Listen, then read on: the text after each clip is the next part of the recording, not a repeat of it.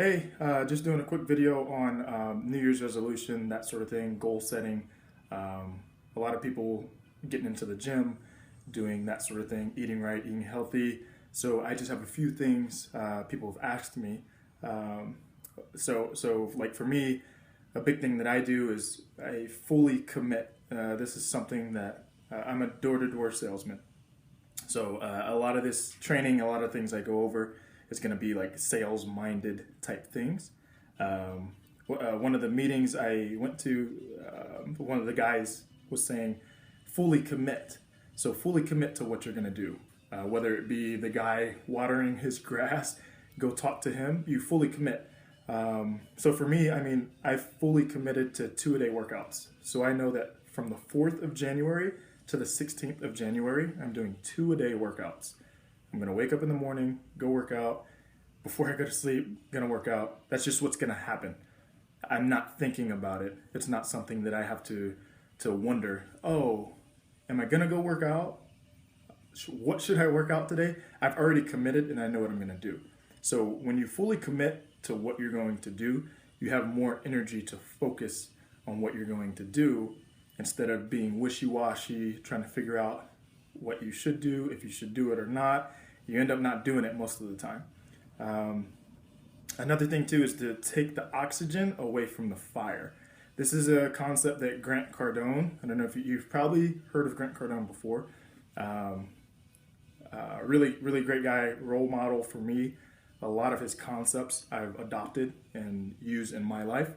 But taking the oxygen out of the fire, basically the oxygen is time, and then the fire is the fear of doing the action that you're contemplating.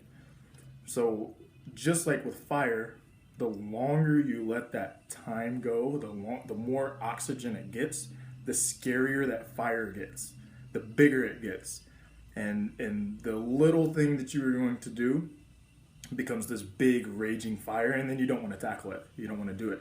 So take the fear, take the oxygen out of the fire as soon as possible. So like as far as goal setting goes, like get started with that goal right away. Start doing it right away. Don't wait and, oh, you know what, I'll start next Monday. You know, I didn't work out today. I'll go later on at 4 o'clock or whatever the issue is. Just go do it right away. And what you'll find is it's a lot easier, and it actually wasn't as scary as you thought it was. Fear is just being scared of the future, what could happen. Like when you're in a car accident, you're not scared. You're just trying to figure out what to do to get out of the accident, right? So fear is false events appearing real. So you have all this anxiety and all this, fear of what could happen in the future. So just get rid of that. Take the oxygen out of the fire. And then a lot of folks, only 8% of people actually complete their New Year's resolution.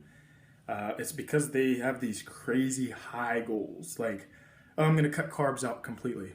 Yeah, when you've been eating pizza every night and ice cream before you go to sleep. That's not going to work. So you have to take little tiny baby steps, like eating an elephant, one bite at a time, right? You don't eat a whole elephant. So when you do set your goals, there's a concept from Jordan Belfort, the Wolf of Wall Street, right? So he says, everybody raise your hand as high as you can. So everybody raises their hand. Now raise it higher.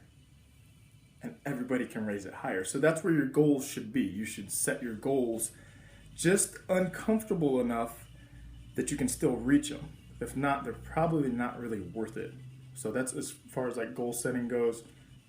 So you take small bites out of the elephant.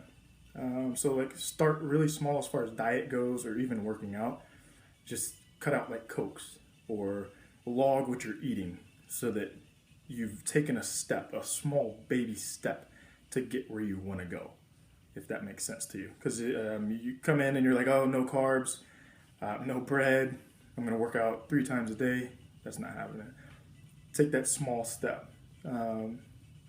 So those small steps, it helps to get the train moving. So like a train is super, super heavy. You go to push a train and it takes forever to get that train going. Like forever. So this is that time right now it's taking to get that train going. So you really have to be motivated and focused on what you're doing. Taking little small steps really helps to get that train going. Then once you have the train going, it's unstoppable. You will be unstoppable once you get those goals going, once you get yourself moving slowly with those baby steps. A good way to be that way is to stay positive. So a big thing I do, I don't look at Facebook, I don't check out the news, I don't watch the news at all throughout the day. If the news is on, I'm like, oh man, all they talk about is negativity, bad things, fear, ISIS, the debt. They always talk about something that really doesn't concern you. It's just to like scare you. So I don't really watch the news. But in the morning, I don't get on Facebook. I don't check Twitter. I don't check my email. I do 0 things that would stress me out in like the first hour of my day. I wake up, read a book, stretch, make my bed, those sort of things to get those habits rolling. And then you get that momentum doing positive things. So start your day out positive, stay positive, get a battle buddy or have a performance partner. So as far as fitness goes, have somebody to spot you or a spotter, somebody that will keep you in check. One of the best times for me, like fitness wise, I was at 240. And that was when I was working out with Xima. I call her XO.